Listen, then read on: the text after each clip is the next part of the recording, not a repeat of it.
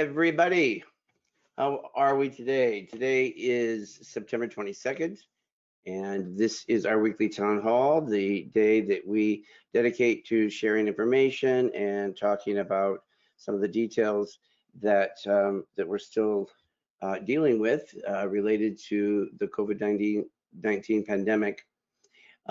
We continue to encounter all kinds of challenges. We are still doing well as far as our keeping the any further incidents. As far as I know, there haven't been any additional positive cases. But right now, we're really trying to make sense of how much our revenue stream has been affected by this pandemic, and that, simply put, is that we're just having a very difficult time getting the numbers of people to return to our day programs in order to project how we're going to be able to continue these operations. But that's something that we're going to work on, and it is not as important as the loss of life that is still being experienced. Many of you who are haven't tuned out completely from the national news cycles will have heard that we've hit a new milestone here in the United States. And last week we didn't take a look at the data. We're going to take a quick dive into the general data that we typically look at on Tuesdays, and look at the number of deaths in Massachusetts as 9,133 currently. Again, we didn't look at the data last week, but we now have 128,000 confirmed cases of COVID, and the increase from 2 weeks ago is at 184 deaths. 200,000 is the number I mentioned. That is such a huge number that you can hardly even think about it. But then you think of the number of confirmed cases in the United States, it's 6.88 million. That's an increase of 11,000 people dead from 2 weeks ago. And then globally, we are at 893,000 total cases of 31.4 million. The number of deaths is up 73,000 from the week before. Guys, there is just hardly any way to understand the significance of what that means. And even some of you that are out there listening right now are probably, bored of hearing me talk about it or hearing it talked about. And I really do believe that if you've not yet been affected in a real way, if you've not either had it yourself or known somebody that has or lost somebody, it still may not seem quite real to you. But I assure you, this is something that is continuing to batter the world in a way like that we've not seen before. And even as we talk about trying to expand the number of people coming, we know that we have to do so with great care and thoughtfulness put to how are we going to keep things safe for everybody. NBC had an interesting video at the end of its broadcast. I think it was yesterday or the day before. And I asked Greg if he could cue that up on their YouTube channel and see if he could just isolate that part. It's by somebody named Harry Smith. Greg, do we have that?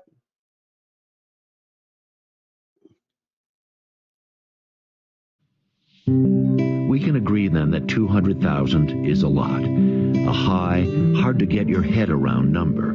It's more than the population of Little Rock, Arkansas, or Salt Lake City, close to the number of people in Des Moines or Rochester, New York.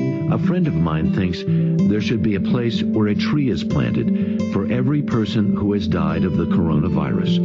A beautiful forest of remembrance, something we could see to help us visualize the impact of what's happened to so many American families. Another friend thinks maybe we should figure out a way to read all the names, sort of like the names are read every morning on the anniversary of 9/11. If we did read them, 3 seconds a name, 20 names a minute, 1,200 an hour, to honor the more than 200,000 would take a week. Parents, grandparents, children, brothers and sisters, dearest friends, lost loves. 200,000. It's a lot of names. Too many, in fact. Harry Smith, NBC News, New York.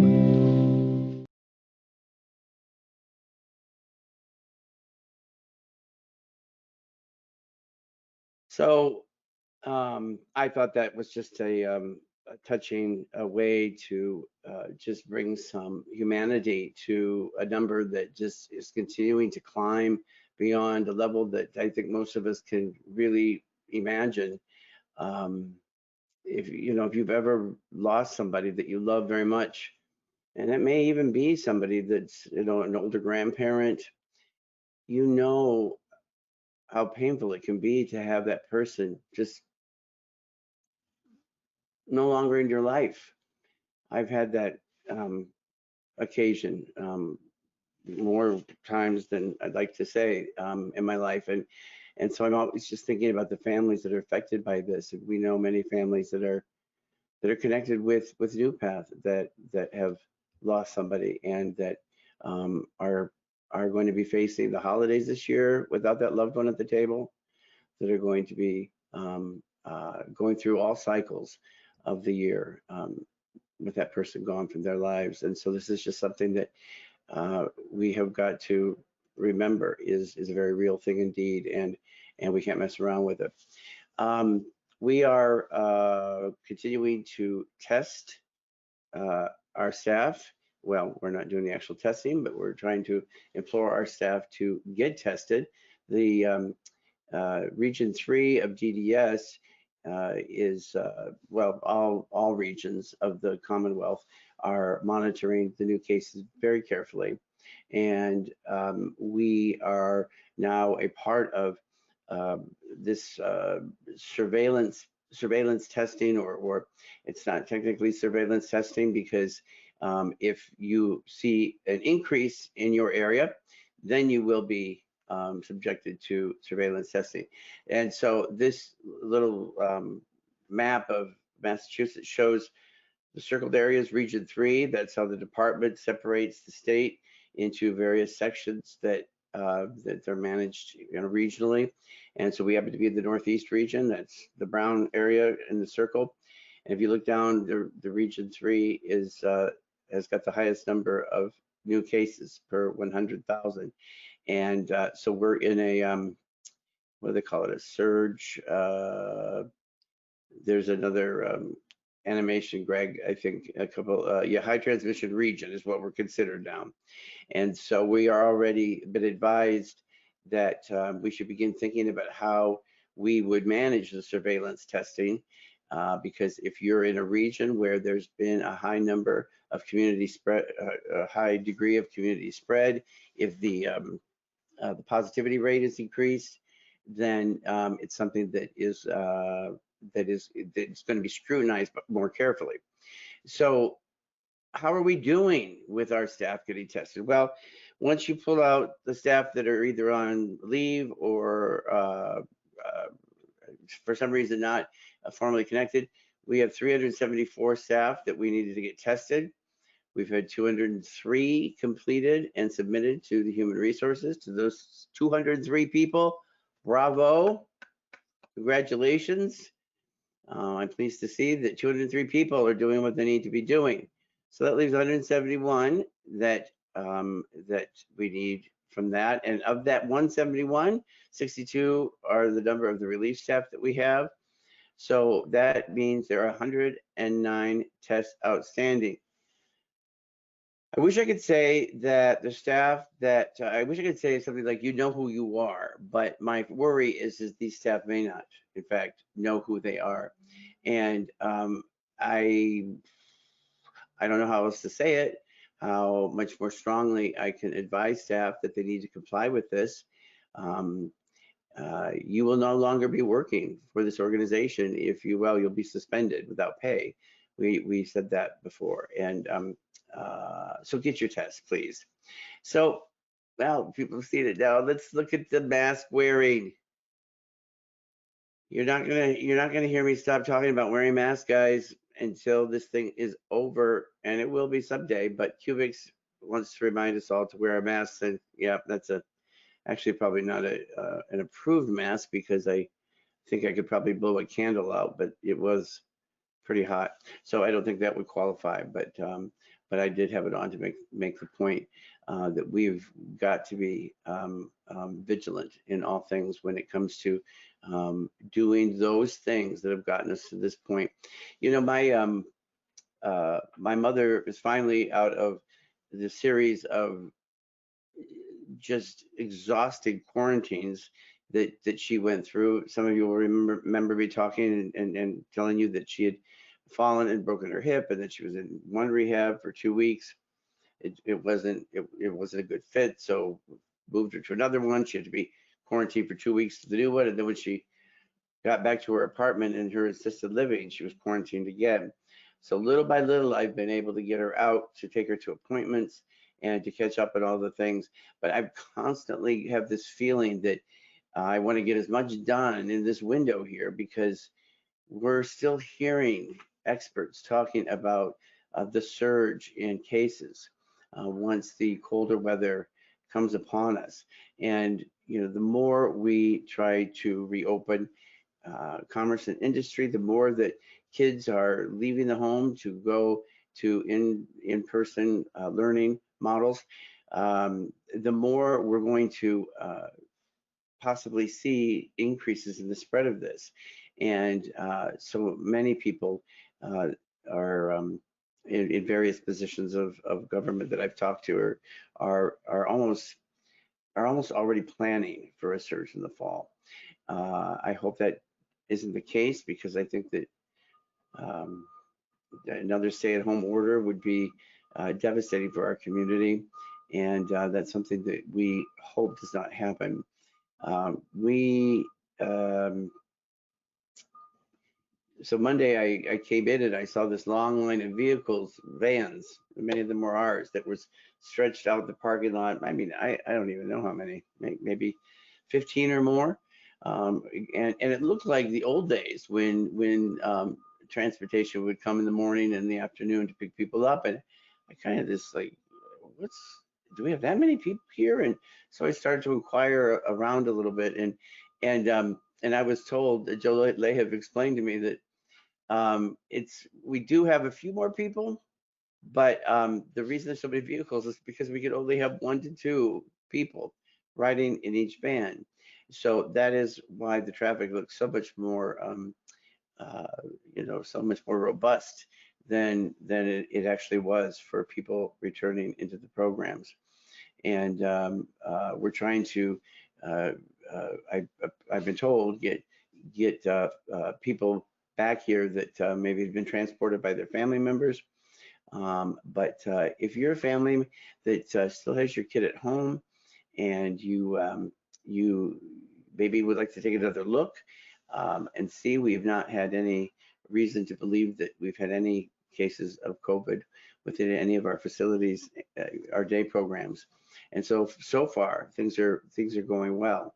But until we're able to get people back here at a number, at a level that's approaching somewhere around what we used to have, we are going to really struggle as an organization. And in fact, we will begin to need to make some decisions about our expenses, because if you are somebody that runs your whole household with a budget, you know that you can't continue to spend more money than what you're making.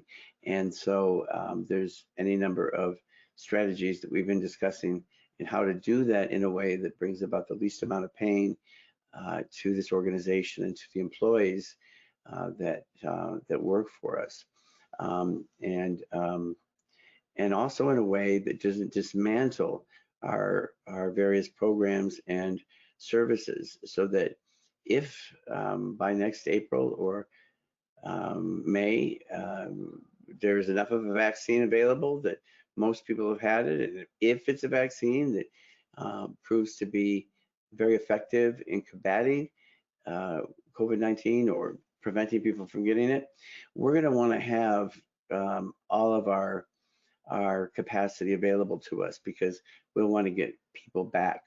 Residentially, if you're a family member that has returned your child into our care after being at home, thank you. Maybe you were ready to anyway, and you were going crazy, but uh, uh, it's having the an excessive number of people not in our programs means that we are continuing to experience a serious deficit in what we're able to bill. And I hate that we have to talk about money, but unfortunately, money is what makes this world go round, and it's what makes this agency um, solvent and able to continue to pay our staff and to pay our mortgages. And so, if you're somebody that's been keeping your child home and you think you may be persuadable, I hope that you'll reach out to somebody and let them know, and maybe we can help get your child back sooner than later. And again, we don't know how long we'll have to do this, and if there is some additional closure, then that will affect us even further than what we are already what we've already been affected. So I had intended to have Dan Lannon on today to join me. He's had a family situation arise, so he's not able to be here today. So we're going to make this a short and sweet town hall. Greg, are there any questions that I could answer without Dan Lannon? No, Dan, no questions. All right. Yeah, so get out there and get your tests, guys. If you're one of those people that hasn't yet, you keep meaning to do it. Don't delay any further, please. Get it done. Get it done. You know what? Use the time that you would normally be watching this riveting report, because we're ending at least half an hour early, and go get the test right now. All right? Wear your mask, social distance, sanitize your hands, all that stuff. Don't forget. Well, how could you? I'm talking about it all the time. And we got this together, guys. We will get through this. So that's it. We'll see you Thursday for our Unity Forum. It's going to be a good one.